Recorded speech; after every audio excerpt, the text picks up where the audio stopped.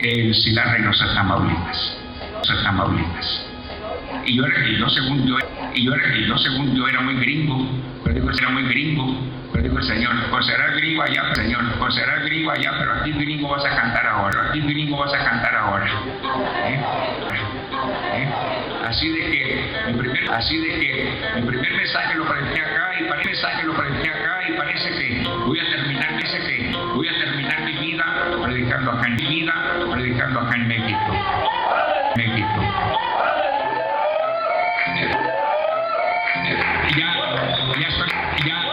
Ya estoy celebrando 42 años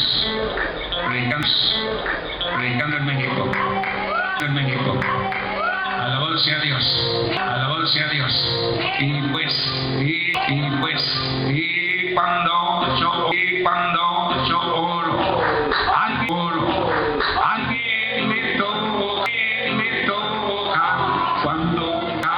cuando yo oro,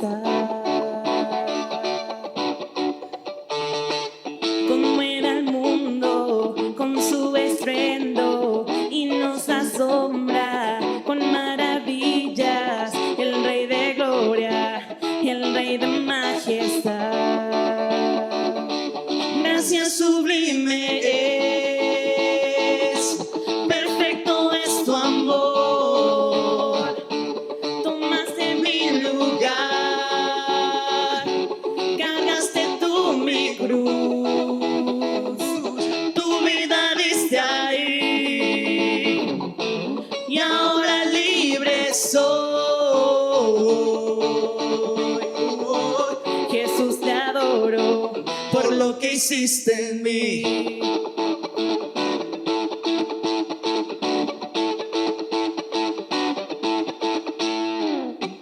Pusiste en orden todo el caos, nos adoptaste como tus hijos, el Rey de gloria, el Rey de majestad,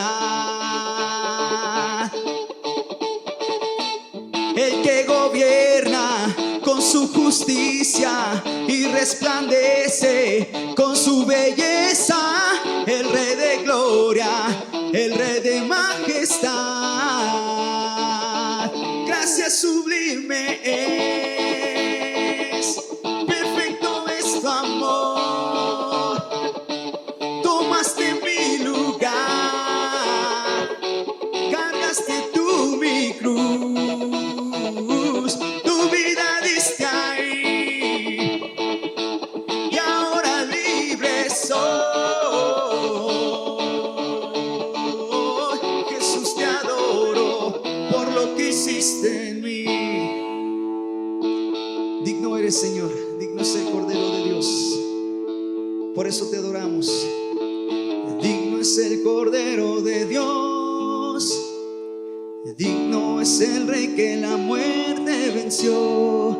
Digno es el Cordero de Dios, digno es el Rey que la muerte venció. Digno es el Cordero de Dios, digno es el Rey que la muerte venció.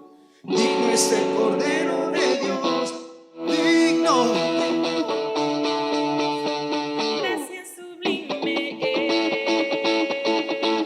perfecto es tu amor,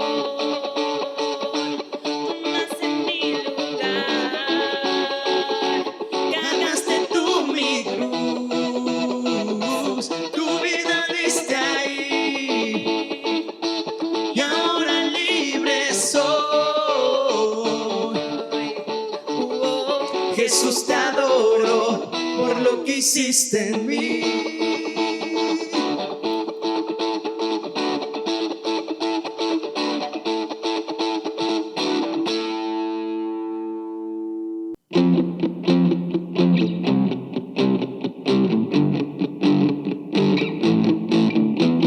Te alabamos porque tú eres poderoso, eres el Rey de Reyes, eres asombroso, incomparable, eres invencible, te admiramos, eres increíble, Señor. Has vencido a las tinieblas, grande y fuerte, poderoso.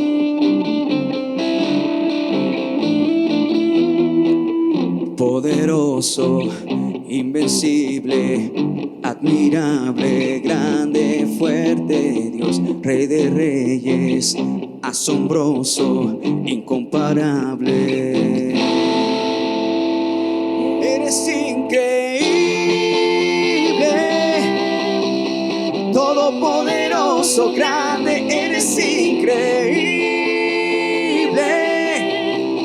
Venciste las tinieblas, Cristo, exaltado estás.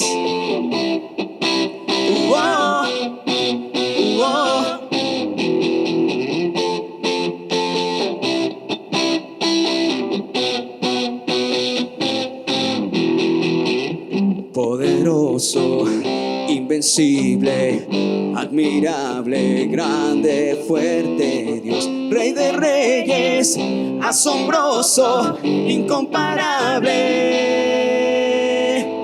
Eres increíble, todopoderoso, grande, eres increíble. Venciste las tinieblas, Cristo, eres increíble. Todopoderoso, grande, eres increíble. Venciste las tinieblas, Cristo, exaltado estás.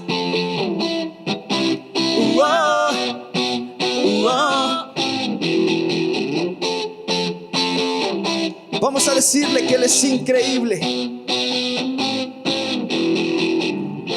Increíble, invencible.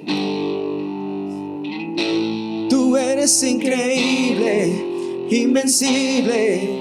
Mi Dios, solo tú, tú eres increíble, invencible. Mi Dios, solo tú, tú eres increíble, invencible. Mi Dios, solo tú eres increíble.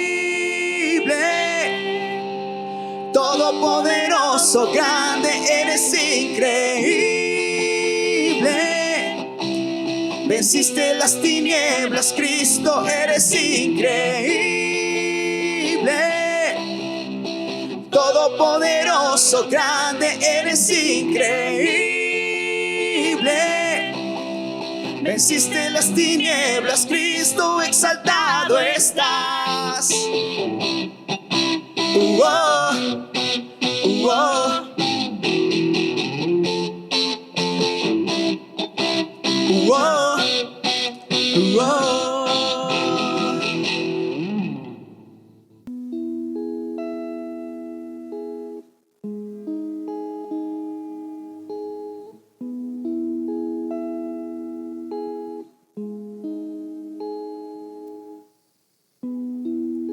Espíritu de Dios, que en toda la creación paseas en esplendor.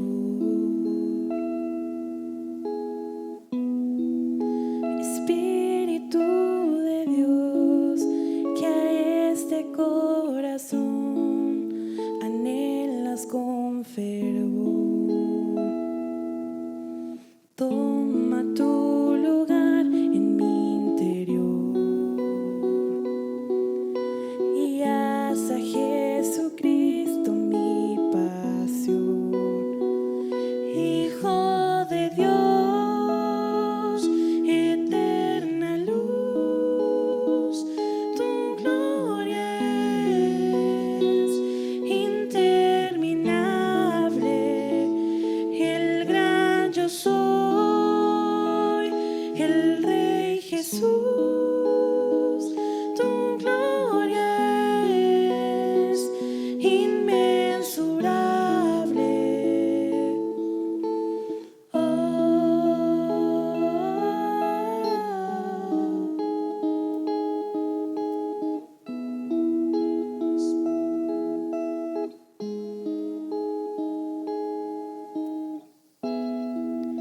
Espíritu de Dios, que en la tierra estás hablando de la cruz. Espíritu de Dios, que en este lugar nos muestras a Jesús. Toma tu lugar en mi interior y haz a Jesucristo mi pasión. Hijo de Dios, eterna luz, tu gloria es interminable. El gran yo soy,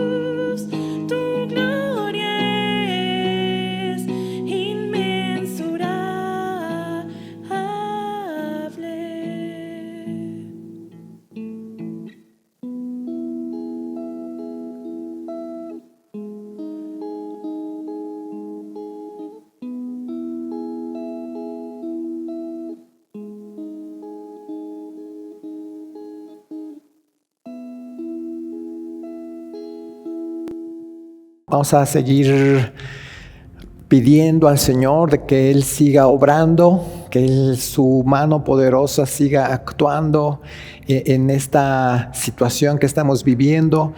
Gracias a Dios porque nos hemos enterado de que el Señor ha estado obrando, ha estado sanando y ha estado moviéndose grandemente. También vamos a estar orando por las familias de nuestros hermanos que se han adelantado, que el Señor dé esa fortaleza, esa paz. Vamos a orar. Dios mío, en esta hora te doy gracias. Nos presentamos ante el trono de tu gracia, Dios, pidiéndote que tú vengas a socorrer, tú traigas fortaleza, tú traigas de tu paz, tú traigas consuelo, Dios, tú traigas fuerza y fortaleza a la familia de nuestro hermano Joel Bernal. Él se ha adelantado, Él ya está en tu presencia, Dios, pero lloramos con los que lloran y en esta hora queremos estar unánimes compartiendo este dolor también con nuestra hermana Esmeralda, con el hijo de nuestro hermano Joel Jr., que tú des tu fortaleza, que tú des tu fuerza a la vida de Esmeralda, nuestra hermana Esmeralda, y de Joel Jr., y también de sus hijos, de su esposa, que tú traigas esa fortaleza a sus vidas, que tu paz que sobrepasa todo entendimiento esté en sus mentes, en sus corazones, guardándolos, protegiéndolos, Dios. También te pedimos por toda la familia Benavides, te pido, Dios, por la vida de Nino, por la vida de Steven, por la vida de Fren, por la vida de Liud, de Merari, y por cada una de sus familias, que tú traigas consuelo, que tú traigas también la fortaleza a sus vidas. También, Dios, te pido que tú des de tu fuerza a cada uno de los que conocimos a nuestro hermano Esteban Benavides y que también compartimos este dolor, pero también nos gozamos, Señor, porque Él ya está en tu presencia, Él ya se está regocijando, Él ya descansa y está esperando ese llamado, Dios, al cual tú en su momento nos llamarás a tu gloria. Gracias, Dios, te damos muchas gracias, te alabamos y te bendecimos porque también en esta semana tú has estado sanando, tú has estado fortaleciendo las vidas de aquellos que han estado enfermos. Varios de los que hemos estado orando, te damos muchas gracias porque hemos escuchado, tú nos has escuchado y sabemos que ha habido mucha mejoría en muchos de nuestros hermanos por los que hemos estado orando. Gracias, Dios, porque sabemos que tú estás al pendiente de nosotros, que tú nos sigues escuchando y que tú no nos has alejado, tú no te has alejado de nosotros, sino que estás también al pendiente de nosotros, de lo que necesitamos. Gracias, Dios, te damos gracias porque sabemos que nuestras vidas están en tus manos, que nuestras vidas están al amparo del Altísimo, Dios. Gracias, muchas gracias, Dios. Te pedimos, Señor, te seguimos pidiendo por nuestras autoridades para que tú des la guianza, para que tú des, Dios, la dirección por la cual ellos tienen que seguir. Sabemos que todavía estamos en una posición, en una situación muy delicada, que ahorita todavía está en el punto más alto esta situación de sanitaria, Dios, pero tú te pido que tú des la dirección a nuestras autoridades, Dios, que ellos puedan voltear sus ojos hacia ti, que puedan buscar el oportuno socorro y que tú les des la dirección, Dios, en estos momentos que estamos atravesando de esta situación más crítica en nuestra ciudad, en este estado de México, en nuestro país, Dios. Guíalos, Dios, sígueles dando, Dios, de tu guianza, y a nosotros como iglesia que sigamos intercediendo, que nos sigamos poniendo en la brecha, que creamos, que generemos ese vallado, Dios, a través del cual nuestras autoridades puedan ir. Dios, tú nos has encargado mucho a nosotros como iglesia que presentemos a nuestras autoridades delante de ti. Esa es nuestra responsabilidad. Dios, nos ponemos en la brecha y te pedimos que tú obres. Obra, Dios, sigue haciendo milagros, dales de tu guianza, que también guíalos para que posterior a esta situación económica, a esta situación sanitaria, también puedan ellos enfrentar la situación económica por la que estamos comenzando a atravesar y por la que sabemos que va a continuar después de que todo esto pase. Sabemos que la parte económica también va a ser una situación muy difícil por la cual vamos a atravesar, pero te pedimos, igual nos ponemos en la brecha para que tú des, Dios, de tu sabiduría a nuestras autoridades. Guíalos, Dios. Obra milagros, Dios, obra milagros, que podamos ver tu mano, que podamos ver, Dios, cómo se abren las fuentes de trabajo, que podamos ver tu provisión día a día en las familias, en nuestras casas, en las familias de todos aquellos que te conocen y también de los que no te conocen. Da misericordia, Dios, que tu provisión nunca falte en sus hogares, en sus mesas. Dios, te lo pedimos en el nombre de tu Hijo amado Jesús.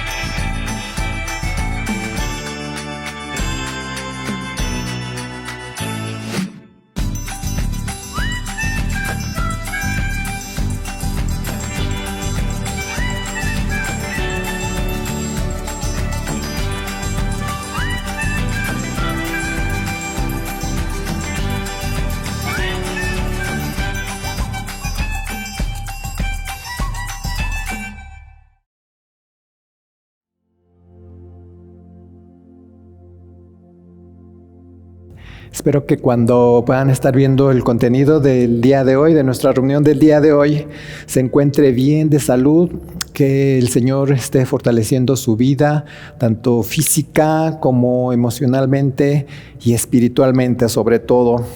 No ha sido fácil, ya van más de 60 días que estamos en este confinamiento o resguardo, como le llamo yo.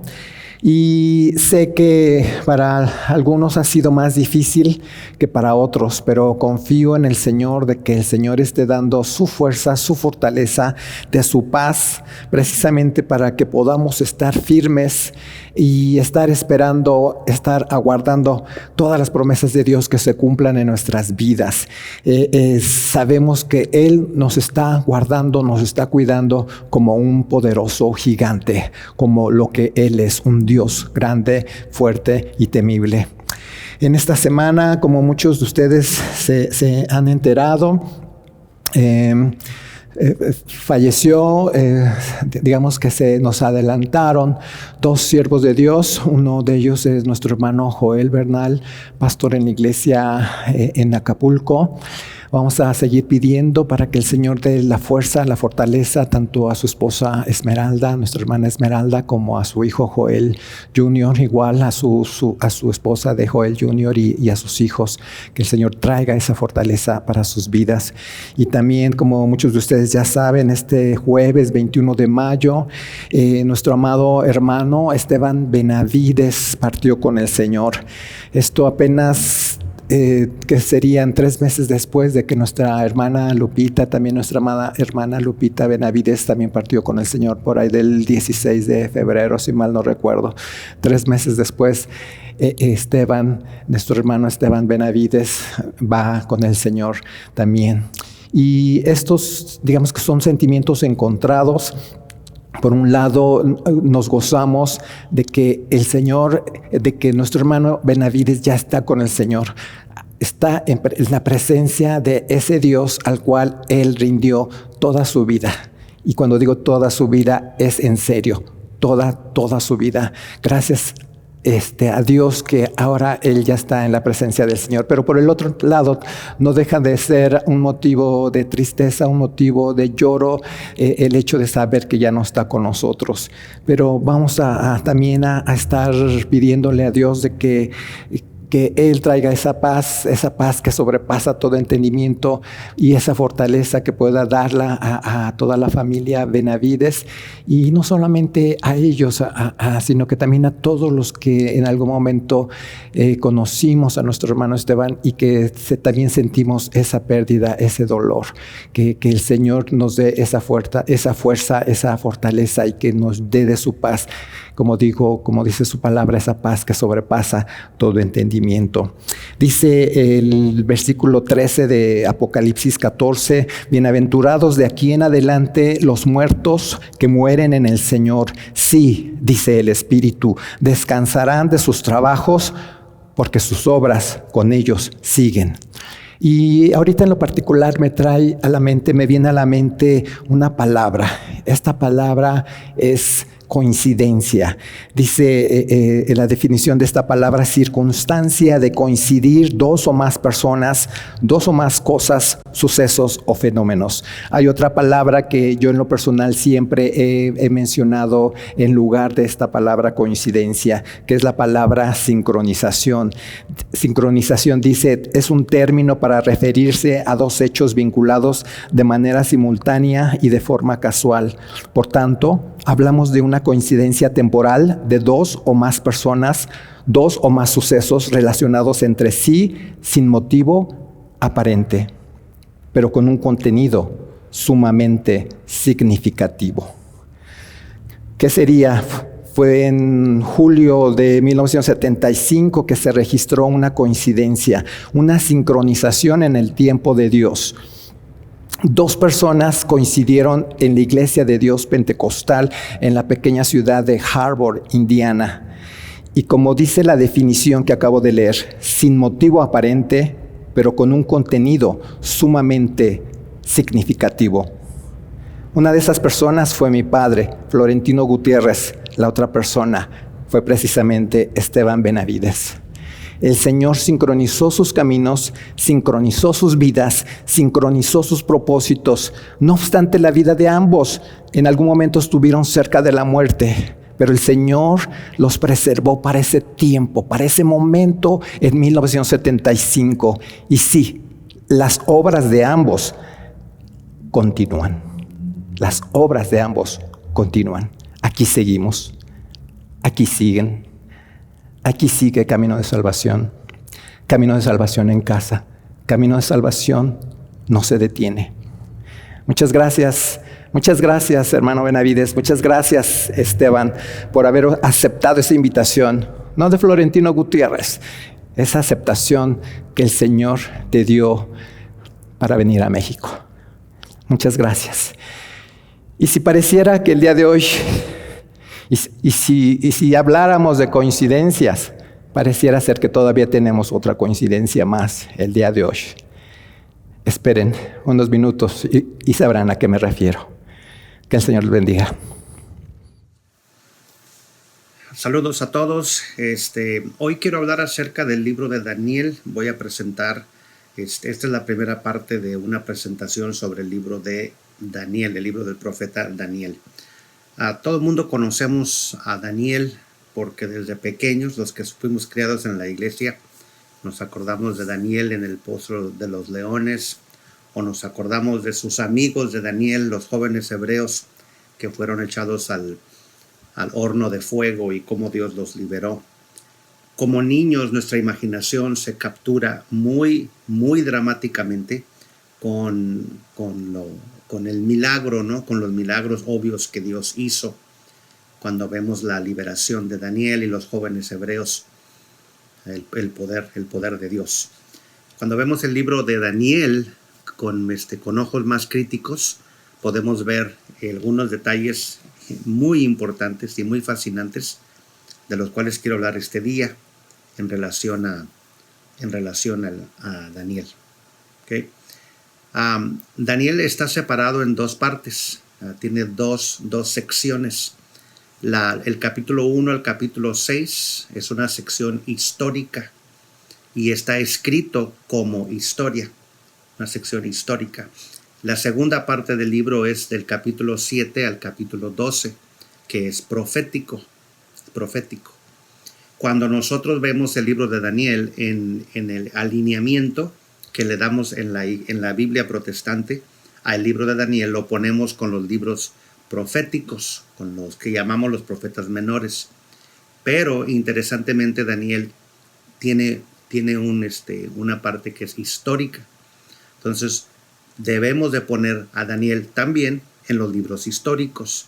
De hecho, cuando vemos el panorama histórico del Antiguo Testamento, no podemos más que utilizar a Daniel para hablarnos acerca de lo que pasó en el tiempo en el tiempo que Israel fue llevado al exilio. Entonces hay un vacío en los libros históricos de la Biblia entre los reyes y luego Esdras, Nehemías, Esther. Y entonces ese vacío, ese hueco histórico lo llena el libro de Daniel, porque es efectivamente un libro histórico. Ahora, lo que no es aparente para nosotros que leemos el libro de Daniel en un idioma, es que el libro de Daniel fue escrito en dos idiomas.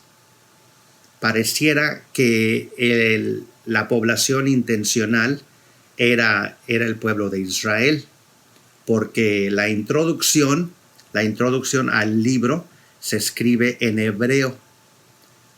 Pero el capítulo 2, o sea, el capítulo 1, verso 1, hasta el capítulo 2, verso 34, que es la introducción del libro, se escribe en hebreo.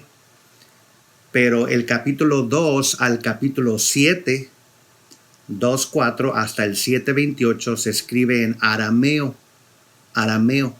que era la lengua franca de ese entonces, era lo que se hablaba en ese entonces. Entonces está escrito para ese momento, para ese tiempo. Y posteriormente del capítulo 8, verso 1 al capítulo 12, verso 13, vuelve otra vez a escribirse en hebreo, el hebreo en el que se escribe la Biblia. Entonces, ¿por qué el cambio de idiomas? Pareciera como que está escrito para los hebreos, porque la introducción es a los hebreos. Y de hecho aparece en el libro de los hebreos, en los escritos de los hebreos. Pero cuando comienza a hablar acerca de la historia, escribe en arameo. Y como que Daniel intencionalmente escribió esta porción, la porción de historia, en arameo. Y ¿qué es lo que está haciendo Daniel? Daniel está escribiendo acerca de los gobiernos del mundo. Está escribiendo acerca de Babilonia y acerca de Persia. Ustedes recordarán que Dios le dio a Daniel una visión por medio de la cual él vio los imperios gentiles, los imperios del mundo. Conocemos comúnmente la visión de Daniel en la cual vio a Babilonia, Persia, Grecia y Roma, entre el tiempo que fueron llevados al exilio y el tiempo que llega el Señor Jesucristo. Babilonia fue conquistado por Persia, la familia de los medos en Persia, y luego Alejandro el Magno en Grecia y eventualmente Roma. Y cuando Jesús está en la tierra, Roma es el que está en poder. Entonces, en esta parte del libro de Daniel, la parte escrita en arameo se dedica a la historia. ¿Okay? Ahora uno tuviera la idea, bueno, él escribe en arameo para que todo mundo pueda entender y pueda ser, quizá sea ese el caso de que el publicar este material en arameo era para que todos lo pudieran leer, pero no pareciera que este es el caso, porque vuelvo a decir, la introducción fue hecha a los hebreos en hebreo. Entonces, tuviese que haberse escrito individualmente, hubiera sido Daniel 1 y Daniel 2, pero es un solo libro, solamente que la primera parte la escribió en arameo y la primera parte es histórica, es literatura histórica. Hay otra técnica que usa Daniel en esta parte, en la parte aramea. Daniel usa una especie de paralelismo que se usa en la literatura, especialmente en la literatura bíblica, un paralelismo quiástico. Un paralelismo quiástico obedece a la idea de que se repiten los patrones. Mira, rey, tú eres esto y Dios te va a castigar así. Y el segundo rey, tú eres así y Dios te va a castigar así. Y el tercer rey, etc. Sí, se repite el patrón. Entonces es un paralelismo. Este fenómeno literario lo vemos en varios lugares en la Biblia. No estamos hablando solamente del paralelismo típico de, por ejemplo, el paralelismo de los evangelios, donde 4 autores escriben la misma historia de Jesucristo, Mateo, Marcos, Lucas y Juan. No es solamente un paralelismo biográfico de la historia del Señor Jesucristo, sino que es un paralelismo quiástico, o sea, que la historia y el patrón se repite, el patrón de juicio se repite. Dios le habla a 3 diferentes reyes y en todos los casos les está dando una palabra y les está dando también el juicio, cómo Dios los va a castigar. Entonces, esto pareciera como un instrumento importante para los hebreos y no tanto para los reyes que iban a ser condenados. No sé si hubiera sido bueno que Daniel compartiera estos pequeños detalles con los reyes con los que él trabajaba. Ahora, también es interesante ver que en esta parte, en los libros, en la porción histórica que se escribe en arameo, Daniel también permite que escriban los reyes y que no solamente escriban, pero que hablen. Él está grabando las palabras de los reyes. Vemos, por ejemplo, las palabras del rey cuando dijo, veo un cuarto que está en el horno de fuego, por ejemplo, y es semejante al hijo de los dioses, de los dioses. O sea, es una cita directa del rey. ¿Okay? Y en algunos casos Daniel está permitiendo que los reyes escriban en su libro. Entonces, esto quizá también nos dé un poquito de idea de por qué se escribe en otro idioma, quizá para poder dialogar con ellos. ¿Okay? Pero igual, no sabemos, en mi opinión, por causa de la introducción, yo creo que el material sigue siendo para el pueblo hebreo. No obstante, se escribe en arameo, se permiten testimonio de reyes seculares, no reyes de Israel, sino que los reyes de Babilonia, de Persia, escriben en el libro de Daniel, pero él es responsable de ¿qué diríamos? De los resultados, para poder cumplir con la misión del libro, que es el paralelismo quiástico, o sea, de demostrar al pueblo hebreo de que Dios juzgará a los reyes de la tierra. En este sentido, el libro resulta muy apoderador para el pueblo hebreo, el saber que aunque ellos no están en control de su nación, Dios está en control de todas las naciones del mundo. Dios está en control de todos los imperios del mundo.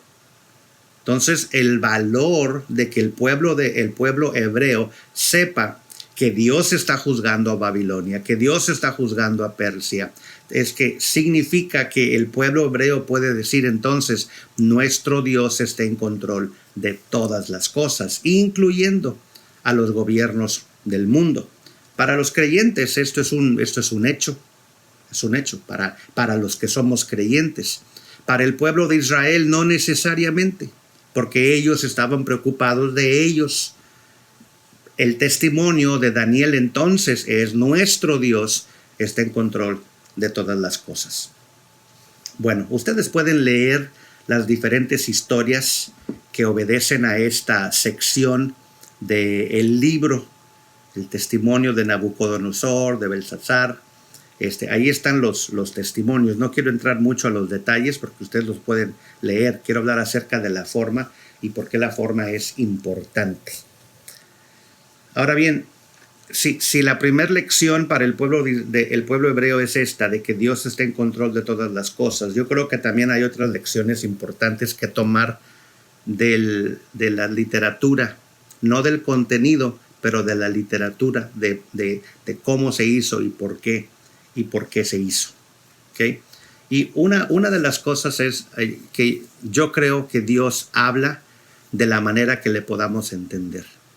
Dios habla de la manera que le podamos entender. Dios tiene una responsabilidad de que nosotros podamos conocer su voz, podamos conocer su palabra. Somos famosamente conocidos en el mundo, en la historia. Somos conocidos como la gente del libro, o sea, de la Biblia, como sagrada escritura. En eso somos no únicos, pero es una distinción que tenemos, que somos la gente del libro. Entonces, el libro contesta a varias necesidades, y una de ellas es esta, que Dios nos habla de diferentes maneras, y esta es una manera como Dios habló. Dios habló, en este caso, habló en hebreo, habló en arameo, y luego vuelve a hablar en hebreo otra vez. Ahora, cuando está hablando en arameo, está hablando de historia, está dando historia, pero una historia con un mensaje quiástico, con un mensaje que se repite. Entonces, ¿cuál es el mensaje que se repite? ¿Qué es lo que Dios nos quiere decir? Que Dios se va a encargar de los malos. Dios se va a encargar del juicio. Dios se va a encargar de juzgar. Cuando el pueblo se sentía no se sentían, estaban esclavizados, eran definitivamente segunda, tercera clase. No obstante, Dios quería que ellos supieran que Él estaba en control. Entonces, Dios está en control. Y parte del mensaje entonces del libro de Daniel es que Dios está en control, aún de las cosas de las cuales nosotros no tenemos control, no tenemos dominio, no tenemos autoridad. Dios está en control, aún de los reyes de la tierra. Y esto para nosotros a veces es un poco, no sé si desconsolador o un poco, pues nos afecta porque tenemos políticas, tenemos filosofías y pensamos, no, pues debe de ser así, tiene que ser así. Y pues quisiéramos que saliera nuestro candidato, que saliera nuestro partido, que rifaran, las ideas mejores o buenas o las que nosotros consideremos buenas. Y a veces pareciera que no es así. A veces pareciera que resultan como líderes los malos en lugar de los buenos o los no tan buenos. Dios está en control. ¿Qué es lo que Dios está haciendo? Solo Dios sabe en algunas ocasiones, porque dice la Biblia que a veces Dios pone reyes para bien o a veces los pone para mal. A veces los pone para exponer nuestra condición o a veces los pone para bendecirnos. ¿Sí? O sea, Dios está en control. Y ese es un mensaje importante de por qué Daniel escribe el libro y en arameo, en forma histórica, en el formato, en el paralelismo quiástico, para demostrarnos que Dios está en control. Y yo creo que es importante también apreciar que Dios habla de diferentes formas porque somos diferentes personas. Y hay personas que somos afectados por el Dios histórico, y hay personas que somos afectados por el Dios personal. Y hay personas que dicen, bueno, qué bueno que Dios esté en control, pero hay otros que dicen, bueno, pues hubiera sido mejor que lo hiciera de otra manera. Okay. Hay otra perspectiva importante del libro de Daniel que obedece a esta idea, y esto es que la segunda parte habla acerca de la profecía. Cuando Daniel está forzando al pueblo hebreo que mire hacia adelante, a veces el panorama presente es muy deprimente, o sea, no nos gusta. Estamos batallando para sobrevivir, y Dios nos hace ver más adelante. Mira, aquí está la profecía. Yo me imagino que muchos no lo entendieron cuando Daniel, por ejemplo, habla de las 70 semanas proféticas. No lo entendieron. El mismo Daniel, Dios le dice al final, cierra el libro, sella el libro. Este libro no se quiebran los sellos hasta Revelación capítulo 4 y 5. Daniel mismo lloraba y Señor, quiero más. Y Dios le dijo, no, cierra el libro, no te voy a dar toda la revelación. Y aunque no tenía toda la revelación o no tenía claridad en todo lo que el significado de la revelación, no obstante, la revelación es esperanza. Es esperanza de que, ¿sabes qué? Dios no solamente está en control ahorita de lo que nosotros no podemos controlar, pero en el tiempo, con el tiempo, Dios va a cumplir sus propósitos. Y aquí está la profecía para demostrarte que Dios va a cumplir sus propósitos. Interesantemente, la sección profética no usa el mismo paralelismo que usa en la sección histórica. En la sección histórica, el patrón se repite en contra de los reyes de la tierra, pero en la sección profética es un formato literario clásico de profecía, es directo. Dios va a hacer esto y esto y esto, y es clásico. No hay la repetición, no hay el paralelismo de la sección histórica. Entonces, cambia idioma y cambia también forma de literatura, cambian las herramientas literarias. Es diferente.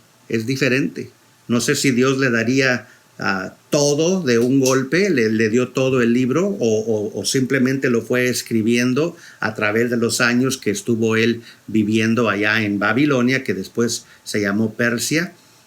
O fue una revelación que Dios le dio histórico, o fue algo que Dios lo impresiona de una manera diferente, incluyendo los detalles de los reyes, y luego posteriormente le da la revelación profética, que es completamente futurística, nada que ver con lo que estaba pasando, excepto los simbolismos de un Antíoco Epífanes, los simbolismos de las naciones que estaban ahí, pero claramente la profecía no estaba hablando acerca del presente, pero estaba hablando acerca del futuro. En esto es clásico. La profecía es clásica porque la profecía normalmente toma el presente y le da una revelación futura. Entonces usas un símbolo del presente y le das para dar una revelación futura. Esa es la hermenéutica, la interpretación clásica de lo que es profecía. Libro de Daniel, un enigma, quizás. 2 idiomas, qué raro, qué raro. Definitivamente 2 partes, 2 secciones, la parte histórica y la parte profética. La historia tiene su mensaje, y el mensaje es que Dios está en control. La profecía tiene su mensaje, y el mensaje de la profecía es que en el tiempo, con el tiempo, Dios va a hacer su voluntad.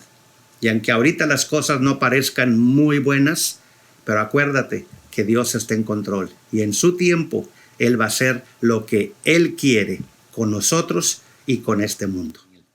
En la primer parte de este comentario hablé acerca del libro de Daniel en su forma literaria, cómo Daniel habla al pueblo hebreo de 2 diferentes maneras. Hace una introducción en hebreo, y luego la sección del capítulo 2 al capítulo 7 que está en arameo, que era lo que se hablaba en ese tiempo.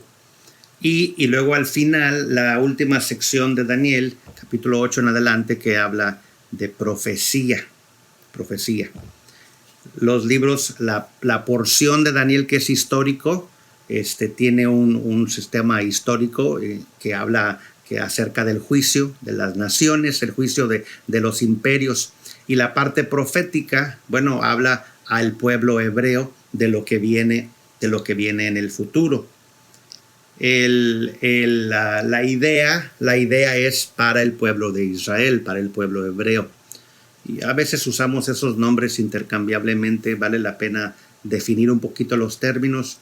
Hebreo es el idioma que ellos hablan o hablaban, y muchas veces el pueblo hebreo se caracteriza por su idioma, el hebreo.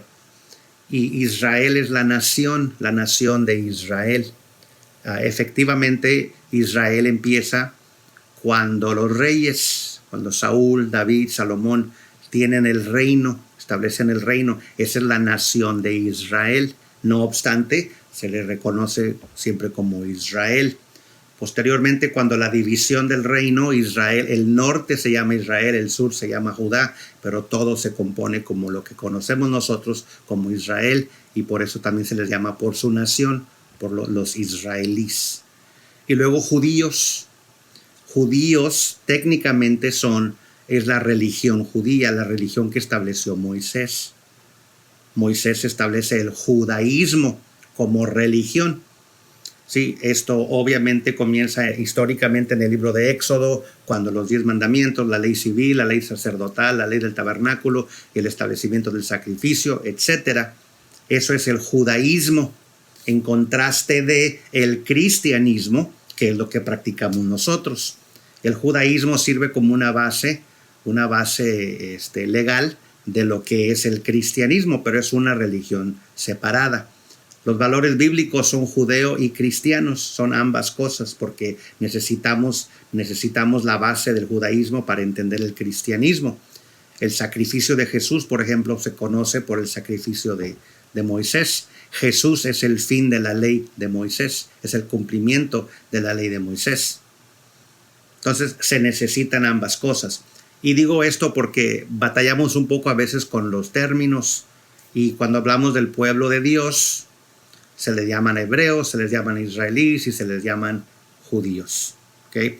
Y aunque hebreo es idioma, israelí es nacionalidad y judío es religión, no obstante se usan los nombres para hablar acerca de los judíos. ¿Okay? Entonces, cuando usted esté leyendo o estudiando, pues nada más procure definir de qué se trata para que esté en diálogo correcto de su materia de estudio. Muy bien. En la primera parte hablé acerca de las divisiones del libro de Daniel, y la primera división es historia, la segunda división es profecía. Quiero enfocarme en esta sesión, en la profecía. Las cosas que Daniel profetiza. ¿Por qué da profecías Daniel? Ellos están en el exilio, fueron conquistados por Babilonia, están en el exilio. Daniel abre sus ventanas hacia Jerusalén, orando por Jerusalén. Estuvieron en exilio 70 años. Y durante el tiempo del exilio, parte de la fe del pueblo, parte de lo que provoca fe en el pueblo, es que Dios está en control y un día Él va a cumplir su propósito o sus propósitos. Un día Dios va a hacer lo que Él tiene que hacer. Entonces la profecía tiene ese elemento. Dice, la esperanza no avergüenza. Por ejemplo, para nosotros que creemos que Jesús salva y sana y bautiza con el bautismo del Espíritu Santo, pero también creemos que Cristo viene otra vez. Entonces, esa porción de los 4 puntos cardenales del Evangelio, Cristo salva, sana, bautiza y viene otra vez, esa porción nos da esperanza. Esperanza de la venida de Cristo y esperanza de que la vida que estoy viviendo hoy no va a ser para siempre si estoy pobre, si tengo hambre, si estoy necesitado, si estoy enfermo, pues tenemos la esperanza de que un día no seremos pobres, un día no estaremos enfermos, un día estaremos con el Señor. Decía Karl Marx que ese es el opio de las masas. ¿Está bien? Deme un poquito de esperanza, porque la esperanza nos ayuda para seguir adelante. Cuando Pablo habla a la iglesia de Tesalónica, termina los capítulos de Tesalonicenses, todos terminan con la esperanza de la venida de Cristo. Ahí es donde celebramos mucho esa porción que dice, donde habla del rapto de la iglesia, en griego harpazo, el rapto de la iglesia, que dice que Jesús descenderá del cielo, los muertos en Cristo resucitarán primero, luego nosotros los que hemos quedado seremos arrebatados, harpazo, seremos arrebatados. Todo el libro de Primera de Tesalonicenses habla acerca de la esperanza de la venida de Jesús y dice, consolaos los unos a los otros con esto. Un día vamos a ver a nuestros seres queridos, consolaos. Un día vamos a estar con el Señor, consolaos. Entonces el propósito de la profecía es para darnos consuelo, para darnos esperanza. Y eso es bueno, porque sin la esperanza pues nos hacemos viejos antes de tiempo, nos arrugamos antes de tiempo, porque pensamos que bueno, esto es todo lo que hay, y esto no es todo lo que hay. Hay un futuro en el cual Dios está en completo control de las cosas, y si tú estás viviendo una vida buena, pues tú dices, gracias Señor por la vida que me has dado, dame más largos días, o dame días largos, dame más vida para poder seguir disfrutando de lo que me has dado. Pero los que no tienen una buena vida, los que están enfermos, los que están viviendo en miseria o en pobreza, dicen, Señor, ¿hasta cuándo? Y tenemos la esperanza de que esto no es permanente, sino que Dios tiene un futuro para nosotros. Y esta era la esperanza a la que estaba ministrando Daniel cuando a un pueblo esclavizado, a un pueblo en exilio, les escribe un libro de profecía, un libro de los eventos del futuro. La porción profética del capítulo 8 en adelante obedece a la hermenéutica clásica profética. La hermenéutica clásica profética es utilizar ejemplos del presente para hablarnos acerca del futuro. ¿Por qué utiliza Dios elementos del presente para hablarnos del futuro? Para que lo podamos entender. Porque de otra manera habría símbolos o habría ideas que no conceptualizamos porque no las entendemos. Pero si Daniel dice, mira, va a venir un anticristo, ¿y eso qué? No, pues va a ser como Antíoco Epífanes. Ah, ok, ya te entendí. Okay. Va a venir el anticristo y se va a portar como una bestia, como una fiera. Ah, ok, ya te entendí. Entiendo el simbolismo. El ejemplo presente nos ayuda para entender el futuro. Ese es el clásico patrón de la profecía. Ahora, hay cosas que Dios habla y no las entendemos. Imagínense el simbolismo o lo que Juan estaba viendo, por ejemplo, en el Apocalipsis, que veía langostas con fuego salir de la boca, que veía una langosta volando con una cara de hombre. Alguien dice, pues es un helicóptero Apache. A lo mejor no sabemos, y ese es el problema de que cuando la profecía se hace en un vacío de simbolismo, pues no siempre sabemos a qué se refiere.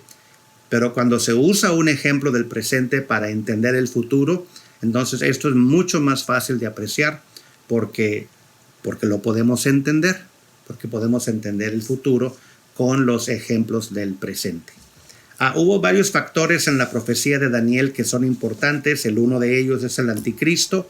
Utilizó Daniel al líder que había en ese tiempo, que era Antíoco Epífanes, para revelar o demostrar las características, la personalidad del anticristo del futuro. ¿Okay? Ahora, la revelación de Daniel y cómo se relaciona con el Apocalipsis nace en la visión que tuvo Nabucodonosor, la visión de una estatua la estatua que tenía 4 partes y luego los pies, por medio de la cual Daniel entonces establece la visión. Dios le da a Daniel la visión de todos los imperios hasta el fin del tiempo. Comienza con Babilonia, que era el que estaba presente en ese momento, y luego la caída de Babilonia a Persia, la caída de Persia a Grecia, la caída de Grecia a Roma.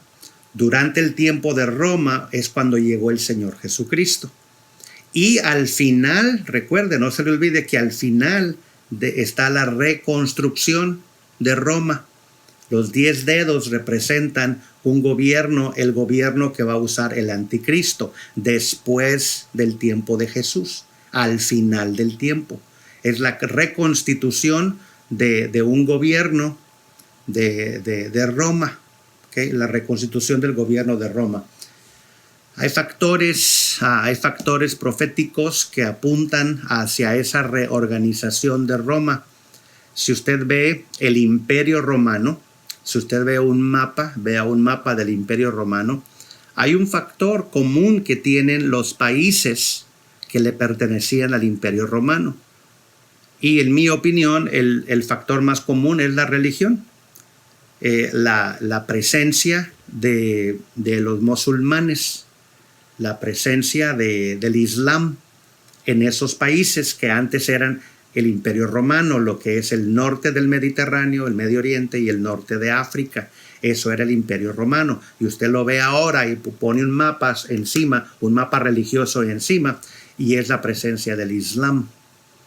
Entonces, la probabilidad de que el anticristo va a usar obviamente la religión como un elemento de coherencia para esos países en la reconstrucción del Imperio Romano. Esta es la visión que Dios le dio a Daniel, y sobre esta visión es que Dios habla a Daniel y posteriormente habla a Juan en el libro de Revelación. Dios llama a Daniel su amado y llama a Juan también su discípulo amado. Dios ama mucho a Daniel y a Juan. Ambos obedecieron a Dios y escribieron cosas increíbles que muchos de nosotros, por nuestro raciocinio, no hubiéramos ni creído ni escrito. Pero estos 2 hombres de Dios, como obedientes profetas, escribieron lo que Dios les dijo, por lo que Dios los llama mis amados. Daniel escribe Revelación y luego Juan escribe Revelación. Y se juntan. Para entender la profecía tenemos que estudiar Daniel y Revelación para entender. Daniel al final de su libro sella el libro de profecía, y Juan en el capítulo 4 y 5 abre el libro. Entonces están juntos, porque a Daniel se le da revelación de ese tiempo, pero luego lo profético Dios lo sella. Le dice Dios a Daniel, sella el libro, y queda sellado. Y cuando viene Juan en la revelación, Dios le da a Juan también lo que está pasando en la iglesia. Capítulo 1, la revelación de Jesús. Capítulo 2 y 3, la revelación de la iglesia. Y en el capítulo 4 y 5, el Cordero abre el libro. Entonces, Daniel cierra el libro, Juan abre el libro. Entonces, los libros van juntos. La visión que tuvo el rey Nabucodonosor, entonces, junta a los 2 libros, el Daniel y Juan, Daniel y Revelación. Esto es importante. Hay que estudiarlos juntos. Entonces, las partes importantes de la profecía fueron el anticristo, y fue también la visión de los imperios del mundo, y también la profecía acerca de las 70 semanas. La Biblia a veces nos habla como un pastel de 3 leches, que son diferentes niveles de revelación. Para el mundo, para los imperios, ahí está para el mundo, ahí está Babilonia, Persia, Grecia, Roma reconstruido. Son los imperios del mundo. Pero para el pueblo de Israel está otro nivel de revelación, que son las 70 semanas de Daniel. Las 70 semanas de Daniel, esa profecía de Daniel, era exclusivamente para el pueblo de Israel. Dios les está hablando, diciéndoles, les voy voy a hablar con ustedes, voy a ministrarles de esta manera. Son 70 semanas. Son 70 semanas proféticas. El principio de la semana profética es que en lugar de 7 días son 7 años.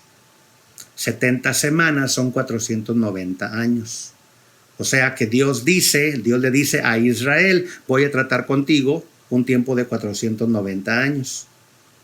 ¿Okay? Y desde el tiempo que Daniel escribe hasta el advenimiento de Jesús, hasta que Jesús viene, en mi opinión, cuando Jesús entra a Jerusalén y se proclama Rey de Reyes, Rey de los judíos, algunos dicen que ese cumplimiento es el año 0, según el calendario que estés usando. Otros dicen que el cumplimiento es en la cruz de Cristo, en la Pascua, cuando se llega a ese día en el calendario judío. ¿Okay? Ya sea que sea el año 0 o la entrada triunfal o la Pascua, pero lo cierto es que las 69 semanas se cumplen en el Señor Jesucristo. Y luego hay un intervalo, hay una pausa en el calendario. Una pausa que todavía está en pie. Esa pausa es la gracia. Esa pausa es el evangelio predicado por todo el mundo. El Señor Jesucristo detiene el tiempo porque Él es el que va a abrir los libros. Él tiene derecho a detener el tiempo. Se cumplen de las 70 semanas, se cumplen 69 semanas. Jesús llega y detiene el tiempo, detiene Cronos, detiene el tiempo. Y antes de que se cumpla la última semana, tenemos que predicar el evangelio a toda criatura. Tenemos que salvar los más que podamos salvar. Quizá de una tercera parte, quizá 40, quizá 50%, 60% del mundo conoce el evangelio.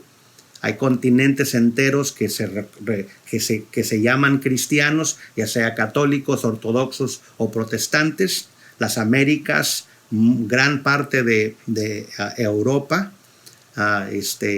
Rusia, esa parte de Asia, África no se diga, mucho cristiano. Obviamente hay ventanas, hay lugares donde no hay cristianismo, sobre todo las ventanas del Islam, el Medio Oriente, parte de China que todavía no han aceptado, aunque hay mucho que se está haciendo en el evangelio en China comunista, Indonesia no se diga, mucho Islam. Hay unas porciones del mundo donde no hay evangelio, todavía hay trabajo que hacer. Precisamente lo que tenemos que estar haciendo ahorita. Daniel da margen para que se detenga el tiempo y podamos predicar el evangelio. Y luego dice que después del tiempo, Revelación capítulo 4, viene el momento cuando Cristo desata los sellos del libro de Daniel y comienza la grande tribulación. Ahí es donde comienza la última semana de Daniel, la semana 70, son 7 años. 7 años de lo que llamamos la gran tribulación. La gran tribulación. Ese es un tratado de Dios con Israel. Y los elementos que están en el libro de Revelación son con Israel, son desde Jerusalén, son desde el templo. La abominación desoladora en el nuevo templo de Jerusalén. Los 144,000 judíos que son arrebatados en Jerusalén. Los judíos que tienen que huir en Jerusalén. Todos los elementos históricos de la grande tribulación, en su mayoría en Jerusalén. El fin de la tribulación es la guerra de Armagedón, el norte de Israel. Ahí está en Siria. O sea, los elementos de la semana 70, los últimos 7 años de la profecía. Las profecías de Daniel, entonces, para resumir. Las profecías más importantes, el anticristo, la visión de los imperios del mundo y la visión de las 70 semanas. 3 leches. ¿Okay? Aquí está el mundo y aquí está la revelación para Israel. La misma palabra, pero con diferente audiencia.